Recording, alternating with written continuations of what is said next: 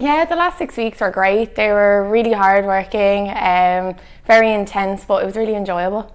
I had just put it in Dublin Barber Schools on Google, and it was actually the first one to come up, and a few others came up, but they weren't for as long, or they were more expensive, and like you didn't get the work experience or anything, and there wasn't much like reviews about them. So yeah, I've got 3 years experience of hairdressing, so that really helped me along.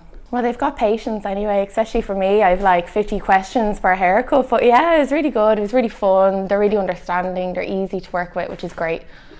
Definitely do it anyway, and be very positive. And that's it really. Like it's a great course, like, and nobody falls behind, and there's loads of help, and they've different ways of teaching you. So no matter what kind of learner you are, you're fine. Like, you'll be grand.